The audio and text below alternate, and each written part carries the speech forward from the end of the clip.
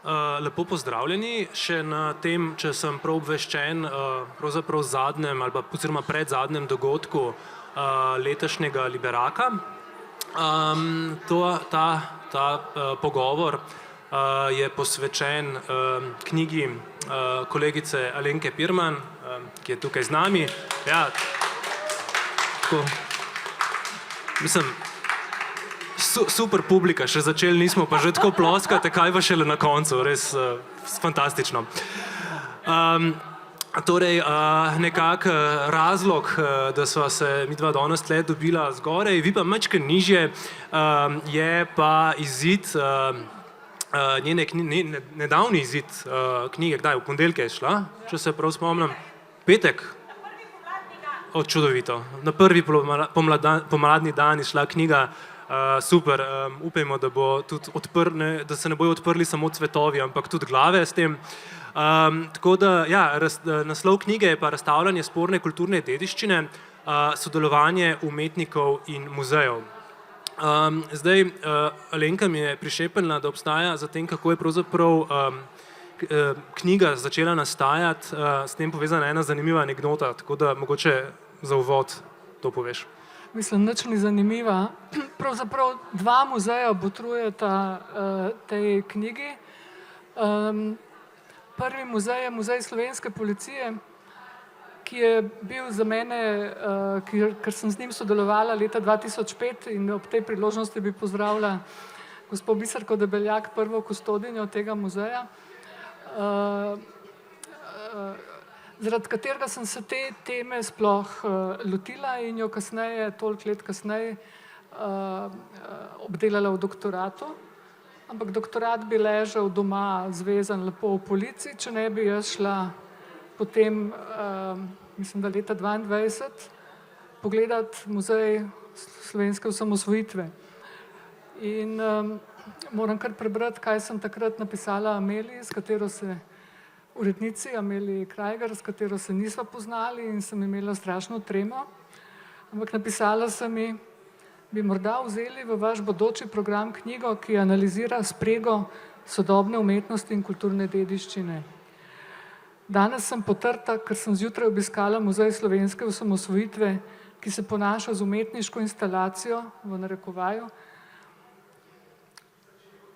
Zato si sploh upam pisati, ker si mislim, da bi morda moj samokritični študij le lahko kaj doprinesel k tej neznosni lahkosti domačega žongliranja s simbolnimi praksami in izjavljalnimi položaji.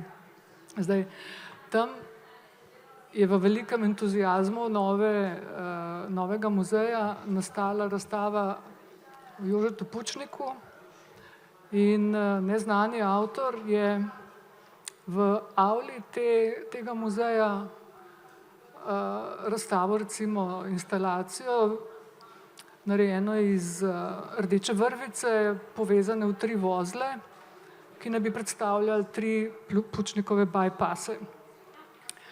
Skratka, to so najprej opazili mediji in se začeli hudo norčevati pravzaprav, a ne, iz tega, kar je bil verjetno zelo kontra učinek, a mene je spodbudilo, da si sploh upam, recimo, to minulo delo ponuditi založbi. Tako, to je bil pravzaprav uvod. Skratka, muzeji so lahko navdih in spodbuda. Ok, se pravi, muzeji navdih in spodbuda, ampak ti si se jih lotila tudi malo bolj kritično, nisi jih samo opevala.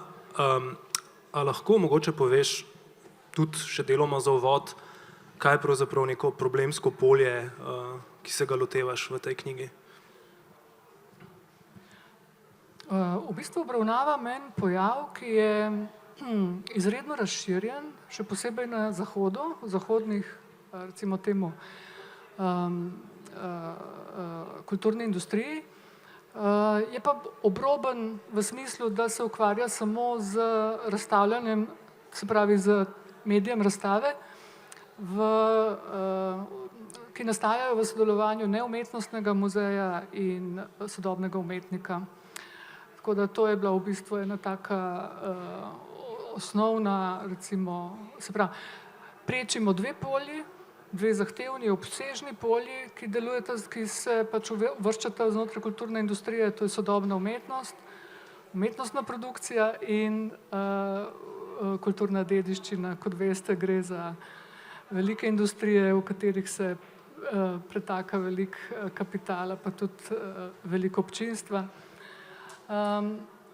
Zakaj sporne kulturne dediščine?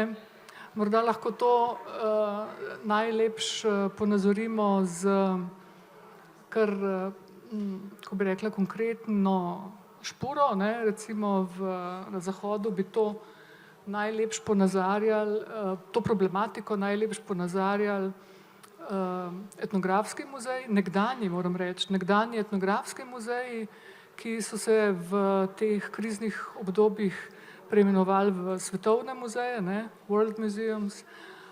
Pri nas pa to zadrego, podobno muzealsko zadrego, razrešujejo bivši muzeji revolucije, ki so praktično čez noč postali sporni, njihove zbirke sporne, interpretacije sporne in celo same stavbe in institucije postavljene pod vprašaj. V recimo muzealskih krogih ti dve skupini muzejev veljata za avantgardo v smislu progresivnega, recimo, razvoja muzeologije. Okay, mogoče bomo se k temu pojmu sporne kulturne dediščine še majčkeno vrnili v nadaljevanju. Je le toliko pomemben, da si ga na koncu koncev postavlja tudi v naslov. Ampak prej bi te povprašal še tudi, kako si pravzaprav analizirala vse skupaj, kakšen je bil tvoj analitični ključ? V bistvu je šlo za to, da zelo kritično pristopam tako k dekonstrukciji polja kulturne dediščine, ki, kot vemo, je administrativen pojav, izum sodobne povojne družbe. In političen. Političen, absolutno. In morda kdo spremlja, ne vem, v publiki zdaj trenutno diskusijo okrog novega zakona o varstvu kulturne dediščine. Dejansko gre samo za to vprašanje, bomo to znali še bolj regulirati, ne? Se pravi, administrativno regulirati kot področje. In seveda polje sodobne umetnosti, in jaz bi na nek način lahko celo rekla, da če bi 300 strani šlo v pogrebni govor, mislim, da je ta knjiga pogrebni govor tako za sodobno umetnost, kot za kulturno dediščino, kot koncepta v 21. stoletju. Analitično sem se pa lotila tako, da sem utemeljila, da sem pravzaprav izhajala iz analize konkretnih razstav, se pravi študij primerov. Vzela sem 3x po 2 para domačih, lokalnih razstav. Že v pregledu literature, recimo na področju sodobne umetnosti ali pa kulturne dediščine, seveda se mi zelo zgledujemo po točno teh progresivcih, ne, o katerih sem prej govorila, in s tem podedujemo tudi nehote nek diskurs, ki je diskurs, bi rekla, bolj imperialnih, ne, bolj hegemonih okolij, ampak to nekako vmes spregledamo. Tako da sem vzela za nalaž primere iz države Slovenije od 1992 do 2000. Tako da sem najprej morala pravzaprav narediti neko raziskavo in popis, koliko te vrste razstav v Sloveniji sploh bilo. Če sem na začetku rekla, da govorimo o razširjenem pojavu, se pravi, da neumetnostni muzeji na Zahodu z umetniki sodelujejo že programsko, da so ta sodelovanja standardizirana, bi rekla zelo profesionalna in tako naprej, pogodbeno zelo dobro opredeljena. Me je zanimalo, je pri nas tudi kaj tega, razen tistega, kar sem jaz sama anekdotično pač poznala ali pa iz lastne prakse.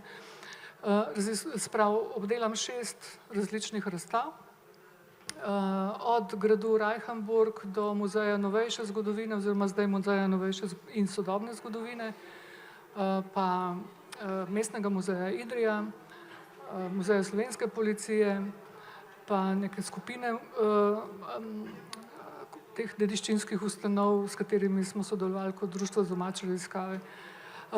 Naj še kar takoj v isti sapi povem, seveda, vodila me je tudi izkušnja iz lastne prakse, bi rekla umetniške prakse, in nekako je v znanstvenem polju ta subjektivnost nekako lahko problem, tako da sem se odločila v bistvu za to, da je kar veliko razlage posvečene tudi avtoetnografiji lastnega izjavljalnega položaja.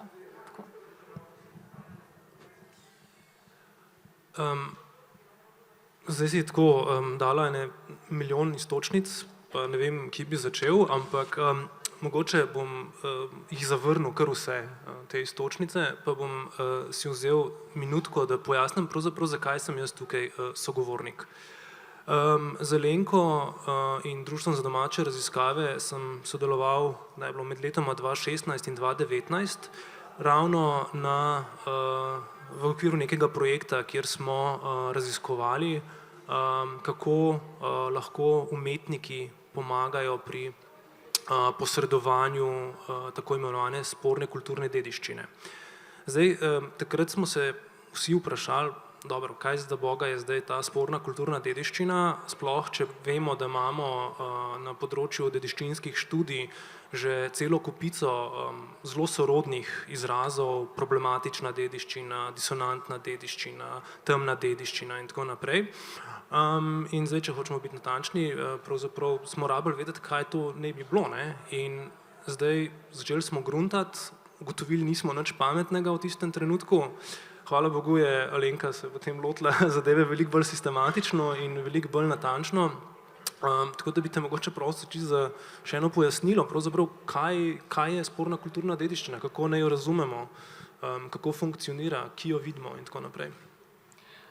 V nasprotju z neko intuitivno predstavo, da gre tukaj za neko temo, ki bi lahko bila problematična oziroma sporna, sem jaz definirala spornost kulturne dediščine, ki je že itak konstrukt, hegemon, konstrukt, ki ga države dajejo v zakonodajo in definirajo vsaka po svoje, pretežno pa v soglasju z zelo vplivno mednarodnim združenjem muzejev ICOM. Sem jo jaz definirala kot diskurzivno strategijo pravzaprav. Namreč mi spornost produciramo, ne? Mi moramo spornost šele proizvesti. Namreč kulturna dediščina je lahko, ne vem, desetletja, stoletja neproblematična, potem pa v nekem trenutku ali pa v obdobju postane za različne, bi rekla, družbene skupine lahko proizvede nesoglasja. In zdaj, ta družbena nesoglasja glede določene kulturne dediščine so seveda lahko javna, vidna, lahko so pa latentna. In jaz tukaj nisem šla za zelo zapeljivimi sicer obravnavami v strokovni literaturi, ki se posvečajo seveda raznim, kako bi rekla, ne želim niti jih naštevati, pravzaprav, ker so tako sugestivne, ampak lahko si predstavljate v bistvu razne kolonialne ali pa skratka, jaz sem razprla to zadevo. Skratka, lahko je karkoli pravzaprav v muzejih, kar trenutno ždi, spi ali pa občudujemo, postane v enem momentu sporno, če ena skupina, lahko je to umetnik, civilna družba, kustosi sami, financerji, Evropska unija skozi programe financiranja, nekdo pač nekaj mora proglasiti za problematično in potem se bomo začeli drugače obnašati tudi profesionalci, ki interpretiramo kulturno dediščino. In ta mala razlika, včasih zelo subtilna, včasih pa zelo zapovedana in občutna, je bila ta, ki me je zanimala. No, tako. Mogoče eno podvprašanje pri tem, a je zdaj s tem, ko se je začelo na veliko proizvajati sporno dediščino, sporno kulturno dediščino, tudi kulturna dediščina sama postala sporna?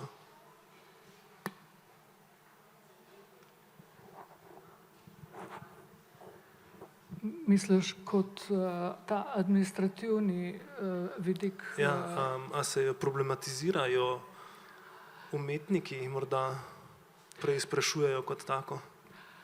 Jaz tega nisem zasledila, zdi pa se mi, da smo se začeli preveč zapletati tudi v teh mojih recimo primerih, to analiziram v krepitev v bistvu tega instituta. In tudi, če jo kritično obravnavamo in ločujemo zdaj, kako se reče, pleve od semena, ravno zaradi tega, da bomo interpretirali čim bolj pravilno in družbenim trenutnim zapovedim ustrezno, s tem mi ta institut krepimo, jaz mislim, v resnici.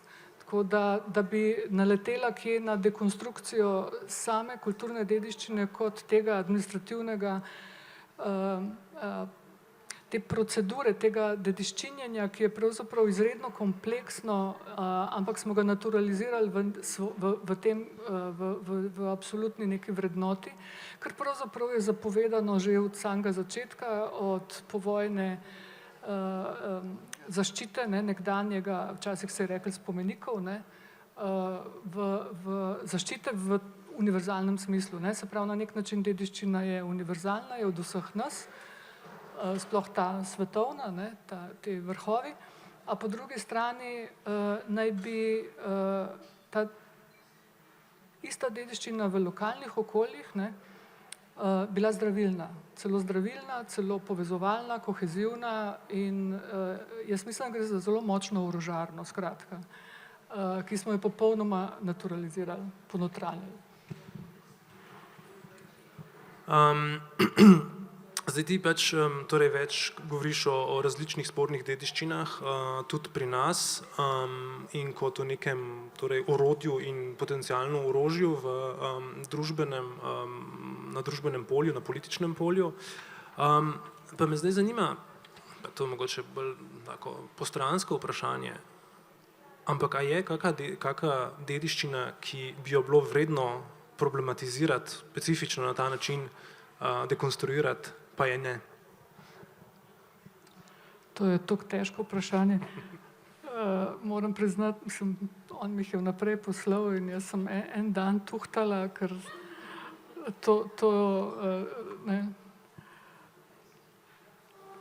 bi navedla kakšen primer iz slovenskega prostora. Mislim, da vsaka dobra debata mora vsebovati neki provokacij in to zdaj poskušam narediti s Alenko. Ja, razumem. Mislim, kot že rečeno, če mi nekaj začnemo interpretirati v legi spornosti, smo pravzaprav že v nekem družbenem političnem projektu, za katerega morda celo niti ne vemo, čigav je.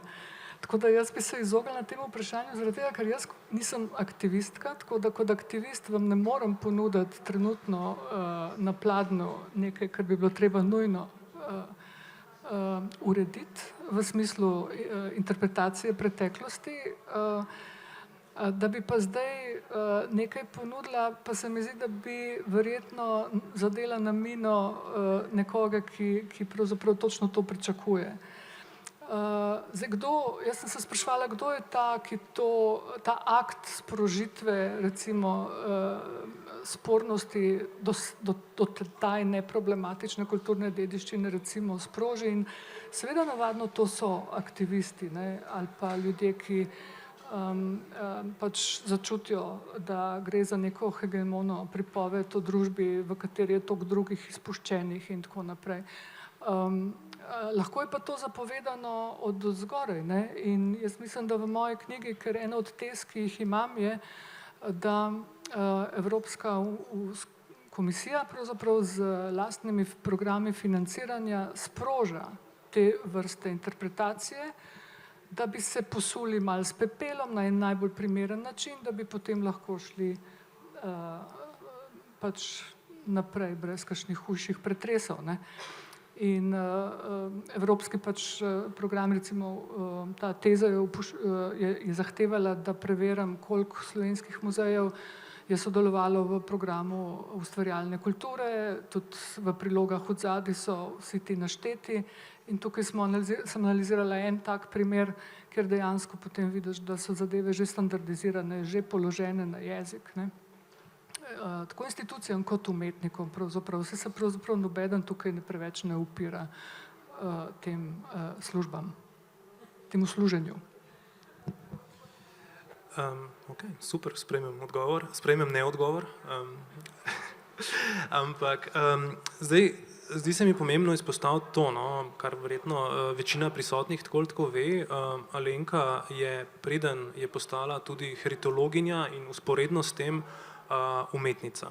In me zanima, zdaj tudi če nisi aktivistka, pa verjetno neka protislovja, neke pritiske, ki so zdaj torej od spodaj navzgor in od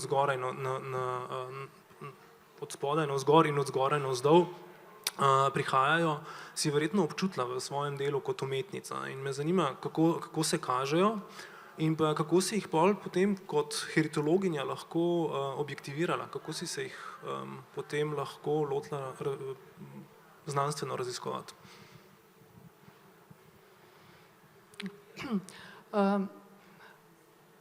Zdaj, delovanje znotraj umetnostnega sistema mislim, da ozavestila do te mere že, da praktično delujem z ročno zategnjeno, ne. In da je ta napetost, ki v bistvu jo to samozavedanje povzroča, za mene zelo produktivna. To pomeni, da sem zelo zadržana do produkcije in do sodelovanja v tem sistemu, vendar na polna pljuča, kadar je treba. Tako da na nek način tukaj je že prisotna močna disciplina. Jaz sem pa pričakovala, da bom potem, ko bom za razliko od 90-ih, ko smo znanstveni diskurs apropriirali, ne, in kako se temu reče, zganjali travestije, ne, znotraj besedil, da sem zdaj pa pač poskušala se tega znanstvenega diskurza in jezika naučiti. Tako da na nek način ni bilo toliko pomembno zdaj, koliko se jaz ukvarjam z lastno to umetniško prakso v smislu, da bo tle neko razsvetljenje, ne, se zgodilo nasprotno. Zdi se mi, da je prav ta privzetje znanstvenega diskurza in poskus vstopa v znanstveno polje prinesel še eno dodatno rezervo. Rezervo v smislu, da tudi tukaj pravzaprav ne morem kakšne hude kariere narediti, ker je, kako bi rekla, produkcija vednosti in znanosti tudi izredno kodirana, a ne, in umeščena v neke power play, ne, kar smo že ugotovili, ne, recimo v svoji spremni besedi, če smem malo povprašati nazaj, si seveda zelo kritičen tudi in me dopolnjuješ pravzaprav, a ne, kot kulturni antropolog, citiraš in problematiziraš prav avtorje, ki prihajajo iz centra moči, iz centra, ki pravzaprav diktira znanstveni diskurs. Konkretno govorim o ontološkem obratu, ki ga jaz ne obravnavam v svojem raziskavi, Blaž je pa to občutil kot pomanjkljivost, ne, in je malo popravil. Ja, zdaj mogoče čisto... Pa še to moram jo pohvaliti oziroma jo moram priporočati, mogoče najprej preberete spremno besedo, ker je napisana izredno strastno. Hvala. Ja, mogoče z malo konteksta, no. Zdaj v antropologiji, pa tudi v drugih vejah humanistike in družboslovja se je zgodilo, da je v zadnjih letih, oziroma kakih zdaj že 20 let nazaj, prišlo do tako imenovanega ontološkega obrata. Skratka, neke paradigmatske spremembe, ko se naj bi nehali ukvarjati z vprašanji reprezentacije, naj bi šli onkraj nekih epistemoloških vprašanj in naj bi se ukvarjali z različnimi svetovi, ki jih ljudje ustvarjamo. Ne? In zdaj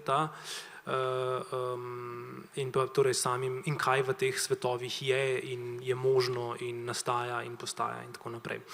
In zdaj ta od mnogih obratov, ki so se zgodili, je verjetno imel največje ambicije. In več mestih v knjigi Alenka našteje nekaj obratov, ki so zaznamovali tako umetniško kot muzealsko sceno. Jaz sem pa takrat vsakič opazil, da pa tega ontološkega obrata ni in se mi je zdelo to izjemno zanimivo. Tudi v luči tega, da se je v bistvu ontološki obrat sploh, kar zadeva kulturno antropologijo, zgodil v muzejskem kontekstu.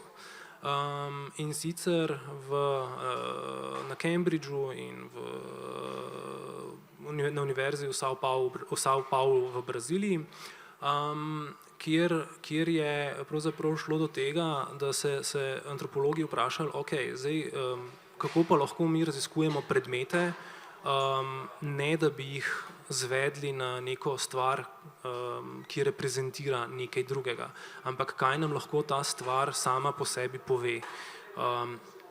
In v bistvu so na tej osnovi nekateri v muzeologiji in v sodobni umetnosti nadalje gradili pravzaprav nek pristop, po katerem pravzaprav zgubimo vsakršno distinkcijo med razstavo, med različnimi akterji, med muzejem in njegovo zunanjostjo. Skratka, vse se poveže v neko mrežo, v neko ustvarjanje nove resničnosti, ki avtomatsko deluje. Deluje na neki materialni ravni, namreč ena izmed stvari tukaj je tudi, da imajo predmeti, fizični predmeti, umetnine, muzealije in tako naprej, same zmožnost delovanja. In kaj sem jo vprašala že? To je to. V bistvu, če lahko kar navežem na to, zakaj, mislim, iz tega je v bistvu dosti logično sorry, zdaj sem se spomnil, kaj je hotela biti moja poanta. Skratka, ko imamo enkrat neko tako produktivno naravnano razmišljanje, je pa ena od zahtev tega, da se odpovemo vsakršni kritiki. Da nehamo pravzaprav analizirati, nehamo premišljevati stvari in tako kot me je Alenka opomnila, da sem napisal v spremni besedi, začnemo predvsem fabulirati. Torej pripovedovati nove zgodbe, kot antropologi radi temu rečejo, ali pa rečemo. Skratka, ustvarjamo vse tiste, prispevamo k vsem tovrstnim bojem za interpretacijo neke dediščine, sporne, po novem, ki jo je omenjala Alenka. S tem, da to je po eni strani bilo dvignjeno na raven paradigme, neke teoretske usmeritve, po drugi strani pa je z leti, ko je mogoče sam ta tako imenovani ontološki obrat zgubil na zagonu, postalo bolj ali manj zdrava pamet v mnogih krogih. Zdaj na to lahko navezati v bistvu, zakaj se zdijo neumetnostnim muzejem umetniki tako priročni sodelavci, kaj so pravzaprav te naloge, za katere si obetajo, da jih bodo izpolnili in kaj je to, kar recimo umetnik lahko naredi, kar kustos muzejski ne more. Ne? To je bilo eno od takih temeljnih vprašanj zame. In našla sem avtorico Julie Bevin iz Pariza, ki se je tej temi že posvečala, ker pa seveda deluje v Franciji in bi rekla zelo hegemoniji oziroma državi z močno izkušnjo kolonializma, ki ima seveda tudi vrhunske reprezentante muzejev svetovnih, je njena razlaga seveda izredno mainstreamovska, jaz pa sem želela preveriti ta njena ugotavljanja v nekem izredno lokalnem okolju, kamor Francoz ne seže. In recimo ona tudi seveda zelo kritično pristopa k vprašanju sodelovanja pove, da so glavne značilnosti oziroma tisto, kar od umetnikov pričakujemo, oziroma so subjektivnost, senzibilnost pa subverzivnost, ne? Se pravi neki 3S, ki recimo lahko pripomorejo k neki interpretaciji kulturne dediščine in po starem naj se v bistvu kustosi muzejski ne bi izražali na ta način, a ne skozi te tri. Recimo, tako, v tem smislu je recimo potem lahko pričakovati, da bodo umetniki poskrbeli za senzibilizacijo gradiva ali pa določene teme, da bodo bolj občutljivi, bolj rahločutni, da bodo govorili v morda bolj abstrahiranem jeziku, bolj poetičnem jeziku, kjer bodo določene zadeve lažje sprejemljive. V tem smislu je šla ta njena raziskava. Ja, zdaj se mi je v bistvu še eno vprašanje porodilo ob tem, ki ti ga nisem vnaprej postavil, ampak po mojem boš razturala zdaj. Zdaj pač govoriš o tej senzibilnosti in tako naprej in sprašujem se pravzaprav, koliko ti opažaš, da je potem nek trend, da naj bi te razstave vedno bolj delovale na neki afektivni bazi, oziroma kot ti občasno temu rada rečeš, na bazi čustvenega izseljevanja.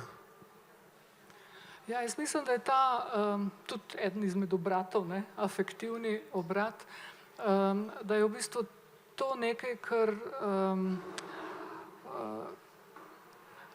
to usmeritev, ki jo pravzaprav tudi neka ta, sem prej govorila o muzejskih avantgardah, priporoča, sugerira prav to celostno potopitev obiskovalca muzeja, neke razstave v to, da je popolnoma prežet, se pravi, v teoriji se temu lahko reče uprizoritveni muzej, se pravi, za razliko od teh starejših načinov predstavljanja, ki so lahko kot učilnice, razredi oziroma imajo neko hegemono, tukaj pa v bistvu že gre za nek pritisk na čustvovanje oziroma ne toliko na razumevanje zgodovine, nikakor ne, ali pa preteklosti, ampak na to čustvovanje. Zakaj pa je namen take vrste pristopa ta, da bi v obiskovalcu nekaj premaknili, da bi skozi to delovanje na čustva mi senzibilizirali gledalca, pač obiskovalca, da kaj postane boljši človek, karkoli že to pomeni. Ampak v resnici je treba zavedati, da ko govorimo o muzeju in umetniku, mi avtomatično predpostavljamo, da imajo plemenita razsvetljenska načela, da so vsi usmerjeni v varovanje človekovih pravic in tako naprej, ampak te stvari grejo v vse smeri, v vse politične nazore in kako bi rekla, nikakor ne samo v razsvetljenske. Tako da afektivni obrat, kot rečeno, je lahko ena od možnosti, ampak ravno tako lahko zlorabljena. Umetniki se pa tukaj zelo dobro znajdejo in mislijo, da bojo veliko pripomogli k temu. Skratka, jaz tukaj še nisem kakšnega upora videla, doživela. Je pa velika razlika od primerov, ki jih analiziram v 90-ih, pa primerov, recimo, zelo zanimiv je moj prvi par, ki izhaja iz, kako bi rekla, politično določene vloge Nacionalnega muzeja za sodobno zgodovino, bivši muzej revolucije, ki je v 90-ih, kot rečeno, bil v veliki krizi in institucionalna kriza je eden od razlogov, zakaj bi se recimo lahko institucija odločila za sodelovanje z umetnikom. A drugi primer je z gradu Reichenburg, kjer je bila razstava leta 2012. Ampak zakaj je sta v paru? Zaradi tega, ker je v gradu Reichenburg nad Brestanico bivši muzej revolucije, muzej novejše zgodovine, imel zaposlenega kustosa, ki je po statutu bedel nad pravilno interpretacijo vsebine razstav o zgodovini 20. stoletja tam. Tako da na ta način je bil še neke vrste prežitek pravzaprav, v tem globoko postsocialistični družbi, kjer je ravno tako prišlo do enega zelo zanimivega primera, kjer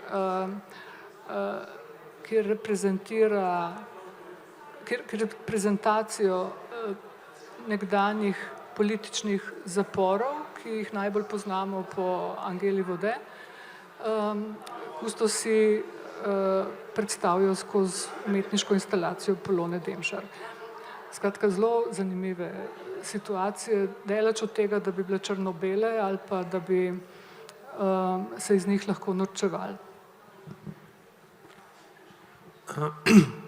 Zdaj, to polje, ki pravzaprav je sestavljeno iz muzealskega in umetniškega dela, ves čas kliče po sodelovanju. Tako torej umetnikov in muzealcev in v končni fazi tudi ljudi, ki to sprejemajo, ki to gledajo, torej občinstva. Zdaj, jaz sicer to bolj razumem kot neke sorte ideološko zapoved, ti obravnavaš to kot problematiko, pa me zanima, ki vidiš, da tukaj nastaja neko sodelovanje, a gre zares za sodelovanje, ali gre samo za nek vtis, za neko predstavo sodelovanja, neko kvazi sodelovanje, pa kakšno vlogo ima pravzaprav institut razstave v tem oziru? Razstava se zdi logična izbira zaradi tega, ker gre za skupni medij, kar sicer jaz v tem poglavju o razstavi nekako pojasnim, da ni čistko in da razstave v umetnostnem polju imajo popolnoma drugo kodiranje kot razstave v neumetnostnih muzejih, ampak na nek način na videz je to skupno, tako da v tem smislu je to logično, razen da gre seveda pri umetnikih včasih tudi že za ponujanje storitev v smislu dela z ljudmi, raznih vodenj in tega jaz nisem zajela v svoji raziskavi. Zdaj, tvoje vprašanje je seveda tendenciozno, povezano je z tem, da Evropska komisija oziroma, da bi rekla, mainstream doktrina našega delovanja to zdaj že predpostavlja, da je participatornost ena od zapovedi. Jaz pa sem zadeve vzela zelo elementarno in sem v bistvu sodelovanje razumela tudi v primeru, ko je muzej postavljen pred dejstvo, da sodeluje v umetnikovem projektu. Tako da so na nek način sodelovanja lahko vsiljena ali soglasna. In če so soglasna, so lahko sporadična, lahko so pa strateška. In ta vsiljena sodelovanja, recimo, so sodelovanja ali aktivističnega tipa. In jaz se moram zdaj tukaj v imenu uredništva opravičiti, če ne vem, če je kdo gledal na Facebooku. Jaz omenjam v knjigi tudi primer Roza Tanka pred Muzejem novejše zgodovine, ki je bil izrazito aktivističen projekt, ki sicer ima umetniške, kako bi rekla, elemente, ni pa nikoli bil, in potem mogoče lahko še kaj govorimo o izjavljalnih položajih, ni pa nikoli post festum, kako se reče, noben ga ni claimal. Noben si ga ni prisvojil. Noben pravzaprav se ni razkril kot avtor, da bi v diskusiji o tem činu pošprejanja vojaškega eksponata pred muzejem, da bi ga v bistvu potem, da bi se razkril. Kar pomeni, da je ostal v anonimni aktivistični legiji. In Mi smo si ga zdaj prisvojili zato, da bi pritegnili več publike, a ne, ker je zelo atraktiven v resnici. Ampak Roza Tanko ostaja v tem umestnem prostoru, a ne? Ne more ga apropriirati nobeden v resnici. Zato se mi zdel zanimiv. Tako da lahko je vsiljeno sodelovanje in Muzej novejše zgodovine, za Kajo Širok, ki je bila takrat direktorica, je moral na to sodelovanje odreagirati, ga interpretirati in vključiti v svojo komunikacijsko dejavnost. Natančno analiziram, kako so to delali in kako to ni bilo dobro. Ja, potem pa imamo seveda v drugem paru pa primer tega zapovedanega sodelovanja, zapovedanega in pogodbeno opredeljenega sodelovanja med profesionalno umetnico iz Južnoafriške republike in Slovenskim etnografskim muzejem. Tako da ja, mislim, da je tukaj zelo veliko profesionalnih nesporazumov, ki pa so po moje lahko bi bili zelo produktivni, pa ponavadi niso. Mislim, v nekaterih primerih očitno prihaja, da se zapoveduje to, kar je tako neizbežno. Ne? Tako da to nam tudi mogoče lahko veliko pove. Ampak zdaj, ko si omenila izjavljalne položaje, pravzaprav in da so vsaka intervenca jih na nek način na novo razporedi, bi me zanimali pravzaprav, bomo videli, kakšne bodo posledice te knjige, tako da o temu še nima smisla govoriti, ampak a si morda ti zase opazila, da se je tekom tvoje raziskave, ki je pač kolumnirala v tej knjigi, da se je tvoj izjavljalni položaj, oziroma ti vidiš, da bi se tvoj položaj kakorkoli spremenil?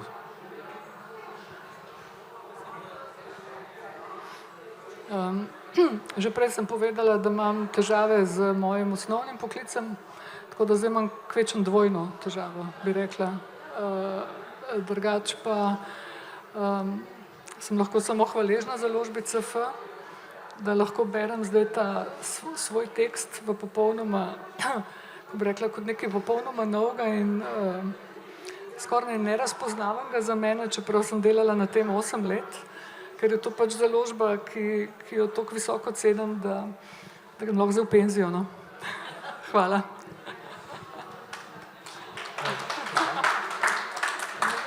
Aha, ja, zdaj, jaz imam sicer že par vprašanj, ampak preštimanih, glede na to, da nam pa že počasi zmanjkuje časa, bi povabil tudi publiko k mikrofonu, če ima kdo kako vprašanje oziroma komentar. In evo, že imamo. Veste, da bodo interni muzej zadeve, ki jo muzej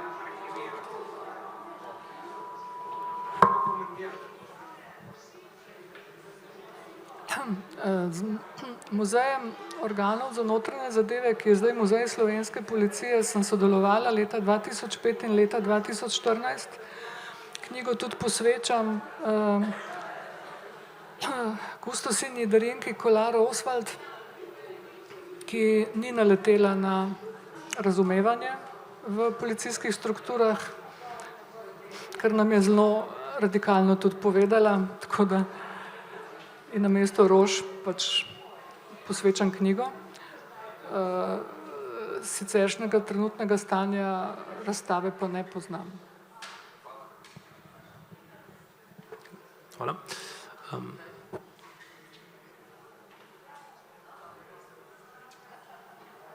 Še kdo?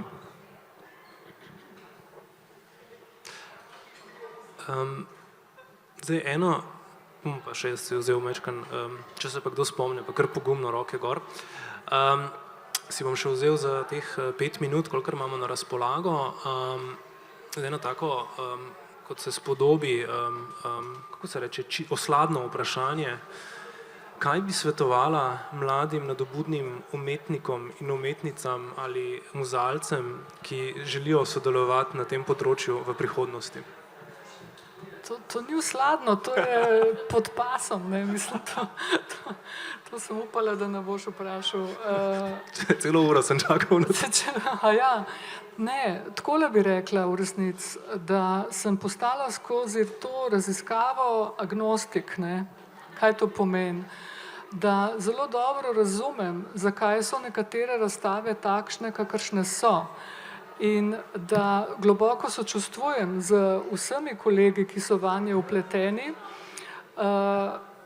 kar ne pomeni, da so zaradi tega kaj boljše ali pa da jih ni potrebno secirati, analizirati, kritizirati ali pohvaliti ali karkoli, ampak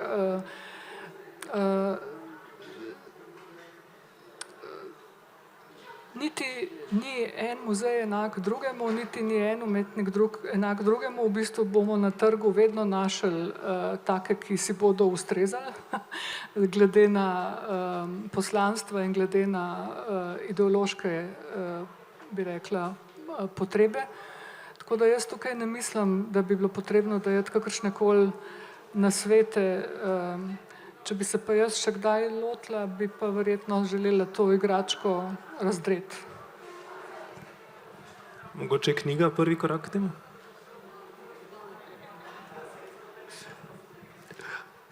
Okay. Ja, mislim, zelo sem ponosna na nekaj, kar pa upam, da bo ostalo in bo koristilo vsem, ki se ukvarjajo z razstavami. Namreč ni obstajala neka metoda analize razstav, da bi jo jaz samo prevzela in po njej analizirala v bistvu tako sodelovanje, kot kako razstava izgleda. Tako da sem v bistvu izumila analitični ključ oziroma nek model v 5 korakih, po katerih se lahko razstava analizira. Začne se tako, da odmislimo vse, kar vemo, zelo naivno, zelo fenomenološko, od tega topografskega, jaz bi vam to razložila, če lahko, od topografskega vidika, kje je ta razstava in v nekem programu in v prostoru, ergonomija, kako je vanjo postavljen obiskovalec, kakšen je parkour, po katerem je mu se dovoljeno sprehajati, kakšni so elementi, iz katerih je ta razstava sestavljena, od seveda razstavnih eksponatov do osvetljave in raznega pohištva in podobno. Skratka, tukaj sem tako, bi rekla, dlakocepska na nek način, ker se mi je zdelo, da bi bilo fino opaziti vse, tudi tisto, kar se nam zdi nepomembno. Morda celo ostane nepomembno, mogoče pa ne. Ker je ta diskurs o umetnosti in diskurs o kulturni dediščini namreč že tako prevladujoč in tako ponotranjen, da mi pravzaprav več ne vidimo, kaj gledamo. In potem sledi tretji, analiza naracije. To pomeni od diskurzivne opreme do kako je oblikovana, kakšen nagovor ima, v čigavem imenu govori in tako naprej, do nečesa, kar v bistvu vsi zanemarjajo, pa se mi zdi, da je tukaj ključni korak, ki je marsikaj pojasnil, in to je produkcija in postprodukcija razstave. Jaz sem namreč šla in intervjujala avtorje razstav, kustose muzejske in zakaj je prišlo do take razstave, kakršna je. In skozi intervjuje razumela, kakšne so bile te produkcijske okoliščine, od pogodb do branja razpisov, ki so privedle do točno take razstave, kakršna je bila. In zadnji del je pa ta, ki zadevo pač poveča, kot da bi odzumirali konfiguracijo kulturne dediščine, ki je pa vezana na, bi rekla, hegemone oziroma mainstream diskurze o posameznih temah ali pa znotraj same muzejske stroke ali pa znotraj tipa muzeja. Se pravi, neka večja slika, znotraj katere je v bistvu so producenti in avtorji te razstave razmišljali in bili vanjo pravzaprav oviti, zapleteni in niso mogli pogledati čez njo. Tako. Ok. Super. Zdaj jaz sem prepričan, da je da so Alenkini odgovori ponudili dovolj razlogov za branje te knjige. Jaz sem jo prebral že prvič pred kakim letom, slabim letom. Še prej sem že doktorat pogledal in moram reči, da je to ena tistih knjig, ki je lahko večkrat vzameš v roke, pa vsakič nekaj novega opaziš, pa si misliš, ok, tega pa še nisem premislil. Tako da lahko čisto iskreno rečem, da je knjiga vredna branja, večkratnega in jo izjemno priporočam. Tako da jaz upam, da bo da so zdaj teli Alenkini odgovori, sploh ne dvomim, da so teli Alenkini odgovori pa dali dovolj nekih začetnih inputov, da se lotite vsaj prvega branja.